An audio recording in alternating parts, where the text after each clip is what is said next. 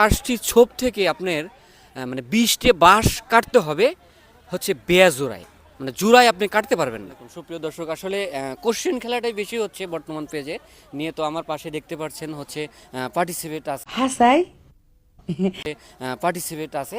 তো ওনার সাথে কুইজ খেলার জন্য হচ্ছে চলে আসলাম। তো আপনি কুইজ খেলার জন্য প্রস্তুত? জি। নাও শুরু করো। ডাব না খেলে কি হয়? ডাব না খেলে কি হয়? এটা বলবেন যে ডাব না খেলে কি হয়। আমি তো ডাব খেলে তো কি হয়, আমার তো কিছুই হয় না।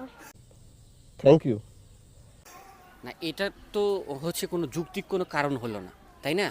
যে ডাব না খেলে কি হয়।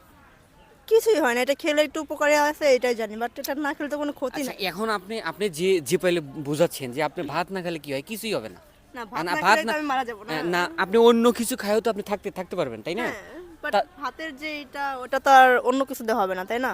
আমরা হচ্ছে বাঙালি যারা হচ্ছে ভাত 3 বেলায় ভাত লাগে। মাছে ভাত, কিন্তু বিষয়টা আমি জাস্ট এটা উদাহরণস্বরূপ আমি আপনাকে বোঝানোর চেষ্টা করছি যে ভাত না খেলে তো আপনি চলতে পারবেন, থাকতে পারবেন, এই পৃথিবীতে থাকতে পারবেন। আল্লাহ পাক যদি আপনার সহায় থাকেন, তাহলে সেই ক্ষেত্রে হচ্ছে ডাব না খেলে আপনি জিনিসেরই কি অবশ্য হয়? উপকারিতা আছে যে এটার জন্য এটা, বাট ডাব খেলে না খেলে কি হয় এটা আমার জানা নেই। তো দর্শক, আপনারা হচ্ছে কমেন্ট করে জানাবেন যে ডাব না খেলে কি হয়। আমি কি নেক্সট কোশ্চেনে চলে যাব? নেক্সট। আচ্ছা, এটা হচ্ছে একটু মানে বুদ্ধির, এটা যেহেতু একটু ধাঁধা, আর এটা হচ্ছে গণনা করতে হবে। হ্যাঁ, ঠিক আছে। তো আমি সরাসরি সেটাই বলার চেষ্টা করছি যে ধরেন 5টি বাঁশের ঝাড় রয়েছে। ঝাড় মানে বুঝছেন, মানে ছোপ।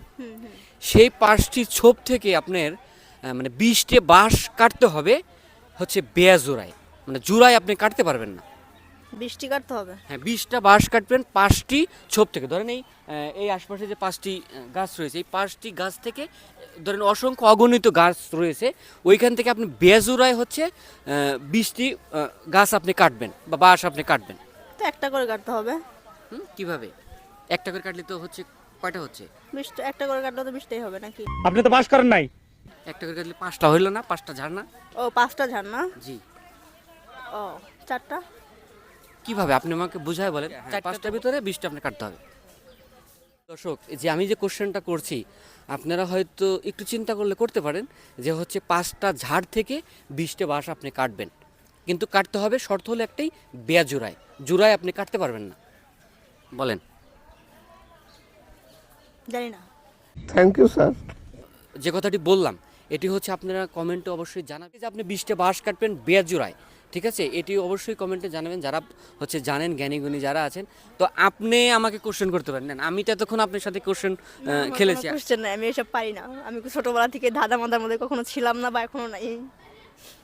আচ্ছা, ঠিক আছে সুপ্রিয় দর্শক, তো অবশ্যই ঠিক আছে, আপনি ভালো থাকেন।